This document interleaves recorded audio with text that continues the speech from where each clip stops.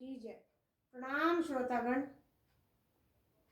चौपाई बालकांड चौपाई 270 नवा विश्राम मास परायण।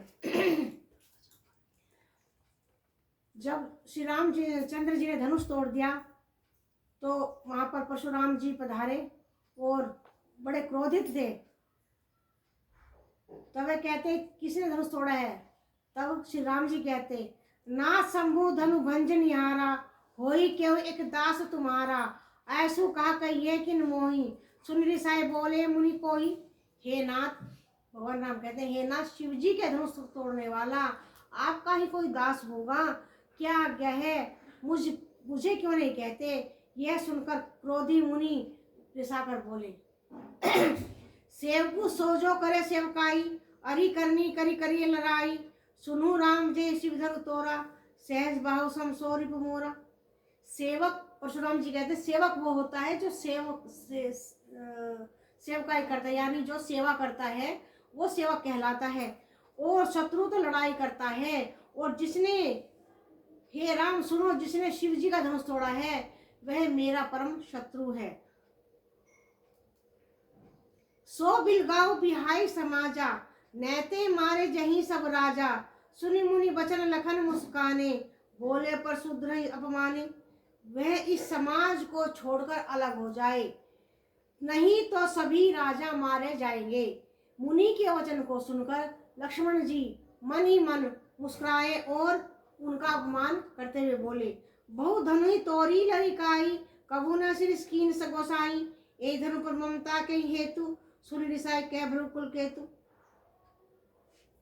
लक्ष्मण जी कहते परशुराम जी से कि हे मुनि, यह कहिए कि इसी धनुष पर इतनी ममता क्यों है? इसे हमने बहुत से धनुष तोड़े हैं किंतु ऐसा तो कभी नहीं किया आपने। इसी धनुष पर इतनी सी ममता के कारण भ्रवकुल, यह सुनकर भ्रवकुल वंश के ध्वजारूप परशुराम जी बहुत ही क्रोधित हो गए और बोले सियावर रामचंद्र की जय। मास परायण 270 बालकांड यहीं पर विश्राम लेते हैं। बोल सियावर रामचंद्र की जय। जय जय हे धनु भंजन हारे जय जय हे धनु भंजन हारे जय श्री राम। राम चौपाई 273 बालकांड रामचरितमानस।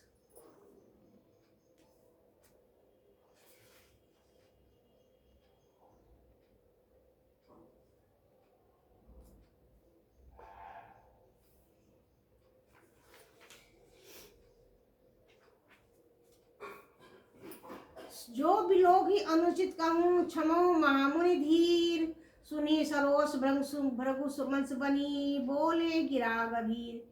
इन्हें धनुष बाण और कुठार को देखकर मैंने कोई अनुचित कहा हो तो उसे ही दे दीजिए हे महामुनि, क्षमा कीजिए। यह सुनकर भृगुवंश मणि परशुराम जी क्रोध के साथ गंभीर होकर बोले कौशिक सुनु मंद यह बालक कुटिल कालबस निज कुल घालक भानुवंश राकेश कलंकु निबट अंकुश अबुल असंकु।